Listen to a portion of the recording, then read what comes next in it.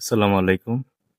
অনেকেই জানেন যে ওমান সরকার বাংলাদেশীদের জন্য একটা সুযোগ দিয়েছিল, যেটা হচ্ছে যাদের পতাকা আরপা ব্লক করে দিছে, মানে অবৈধ অবস্থায় ছিল, তাদের কিন্তু 31 জুলাই পর্যন্ত কিন্তু ভিসা নবায়নের সুযোগ ছিল।